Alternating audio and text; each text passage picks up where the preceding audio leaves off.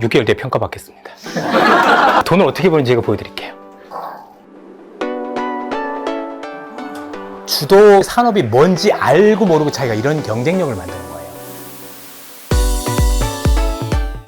근데 이제 특히 뭘 사냐 들어가면 많은 경우에 이제 최근에 이제 한번 랠리를 더 갔죠. 뭐 지주사들이 움직였는데 사실 자사주 의무 소각이라는 건 매우 첨예한 거예요.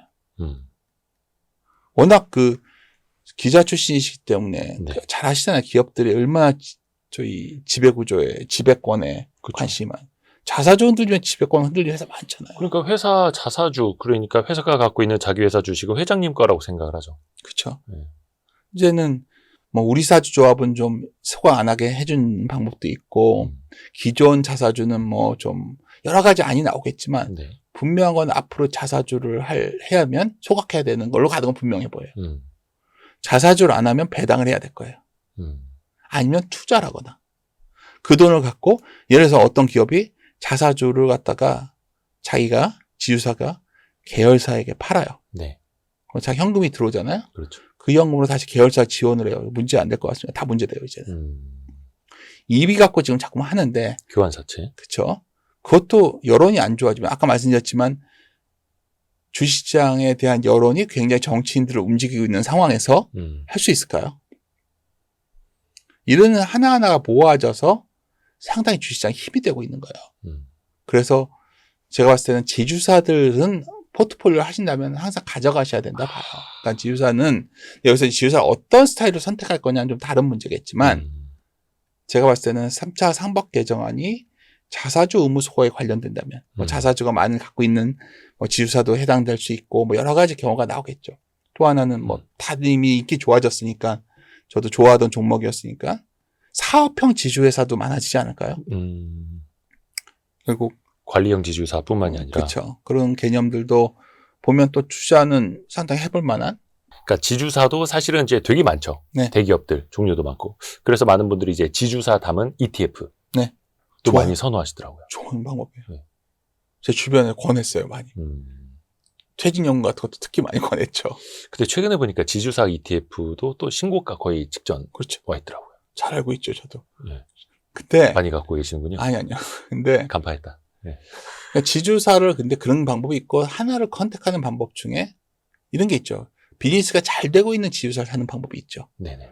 뭐 두산이라던가 뭐 뭔가 한화라던가 HD 현대라던가 그런 방법도 있고. 아하.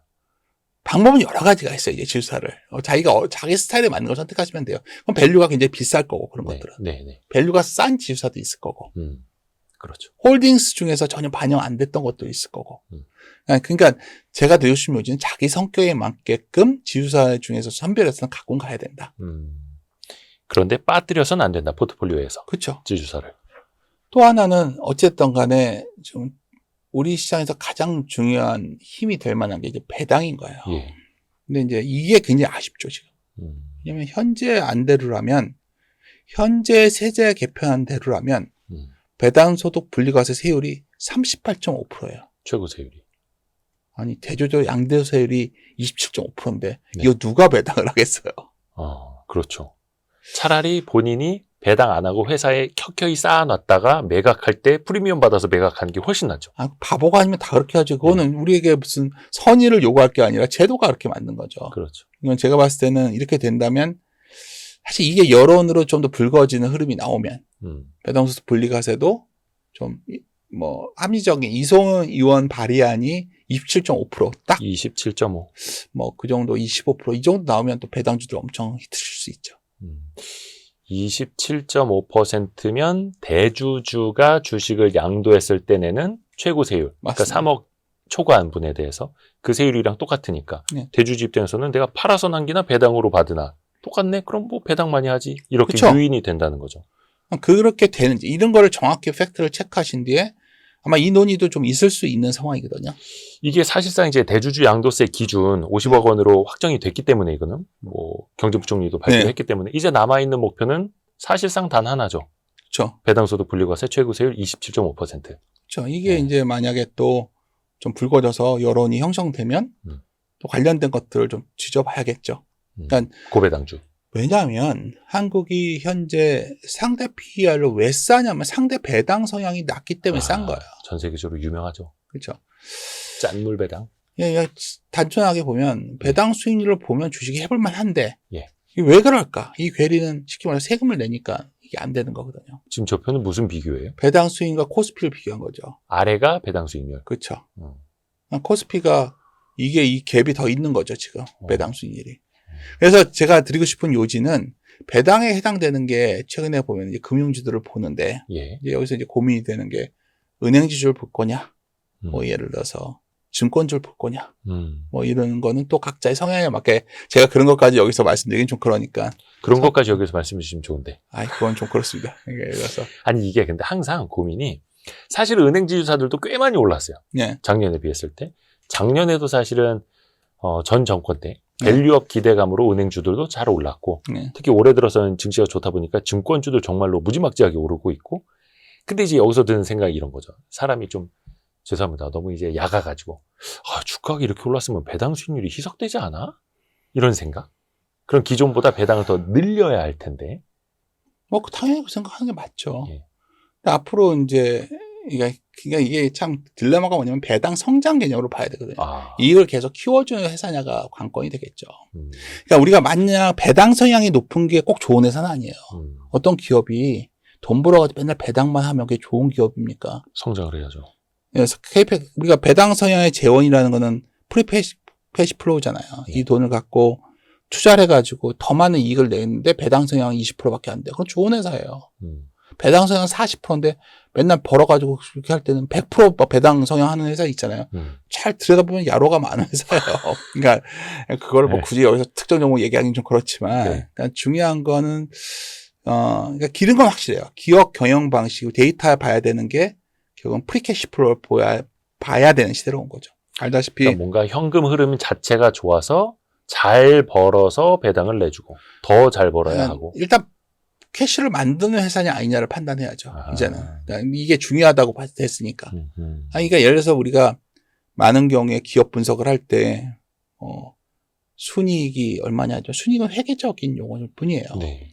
우리에게 중요한 거는 결국 다양한 형태로 존재하고 있는 현금이죠.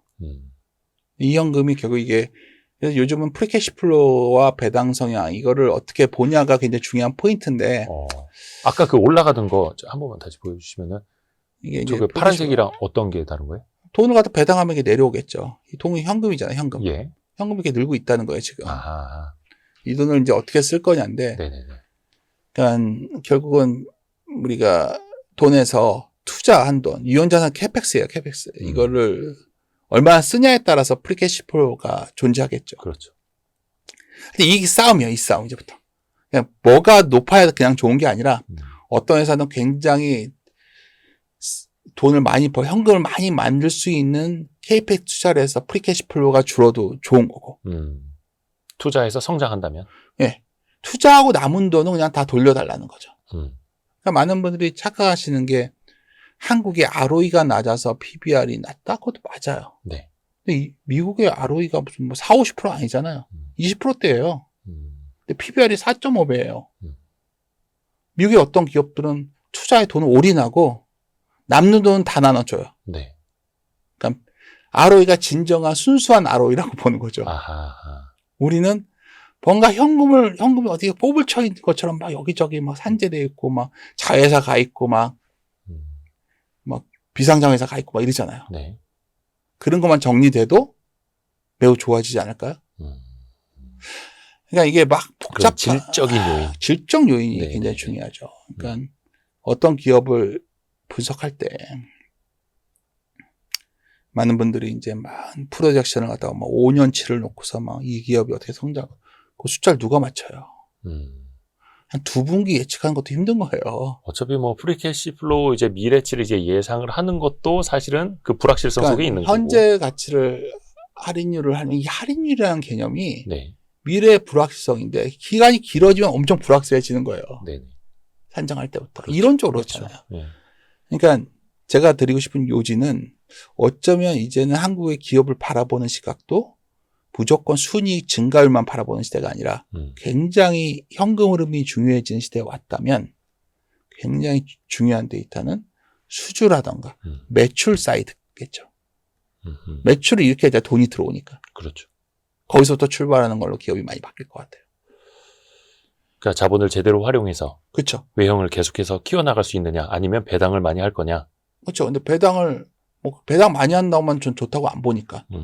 그러니까 결국은 그러한 식의 기업을 좀 접근하면 어떤 게 좀 변화가 생기시냐면, 어쩌면 최근에 한국 증시에서 각광을 받는 기업들의 특징적인 걸 찾아낼 수가 있어요. 잘 보시면 네. 수주 베이스들이 굉장히 잘 되고 있고요. 아하. 조선도 그렇고, 뭐 변압기 같은 회사들도 그렇고. 그러니까 미국에서부터 투자 사이클이니 그 투자를 매출을 받아서 확실하게 내보내는 긁어서 회사들. 가져오는 거죠. 그러니까 그런 식의 기업 해석이 점점 견해가 힘을 잇고 있는 상황이죠. 단순하게 그냥 순이익 대비 PER이 싸다 이 논리로 접근하기에는 PER은 그냥 순이익 개념이니까. 저기 정체도 있을 수도 있고. 회계적인 속임수가 많이 있잖아요. 네. 이거는 뭐 기자분으로 취재하시다 보면도 많이 느끼셨을 그렇죠. 거고. 그렇죠. 그래서 그런 차원으로 종목을 좀 바라보시면 몇몇 종목들이 자꾸 눈에 띄는 종목들이 나오는 겁니다. 지금. 그래서 그 종목들을 좀 더 깊게 들어가셔야 된다. 이렇게 생각을 하고 있고요. 네네네. 뭐 질문해 주시 내가 혼자서 떠들고 있는 것 같아서. 너무 좋습니다. 그래요? 1.3배도 뭐예요? 이거요. 그러니까 이게 PBR이야?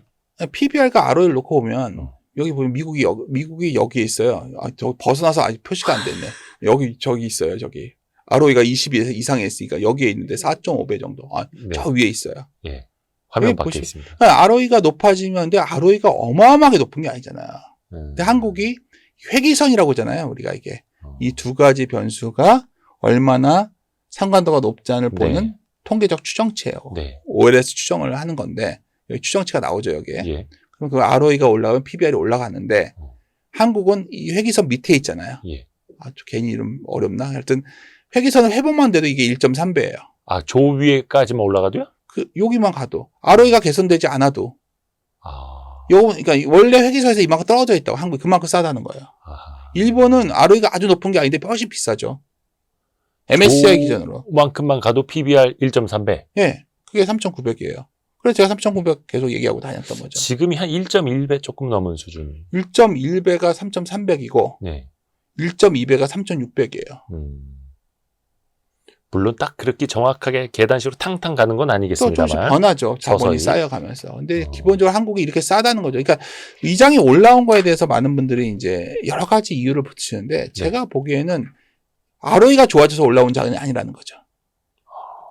ROE라는 건 기본적으로 회계적인 변화. 아까 이제 계속 연동되는 게 이익이라든가 수출이라든가 이걸로 올라온 장이 아니라 어쩌면 저평가 상태에서 밸류 할인 요소들이 감소되면서 올라온 장 아니겠는가. 네.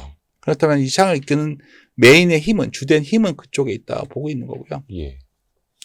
이 얘기를 들으니까 뭐 시장에 대해서 들을 얘기는 제 생각에 이런 게 거의 다예요. 명확합니다. 예. 명확합니다.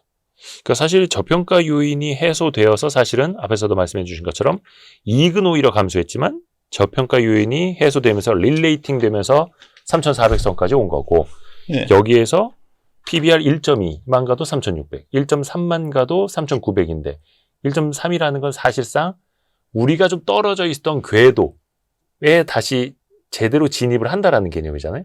그렇죠. 그러니까 예를 들어서 이제 이익이 좋은 건 하이닉스예요. 네. 하이닉스는 막 밸류 과거 사이클에서 상당 와 있어요. 온갖 얘기를 하지만 삼성전자 한 5만 5천에서 그 정도 있을 때 사놓고 기다려도 되는 전략이 맞았던 건 그때 삼성전자는 밸류의 최하단에 있었어요. 네. 그때는 뭐 5만 2천 3천 할 때 사람들은 근데 그건 이제 망할 거라고 했잖아요. 거들떠도 안 보죠.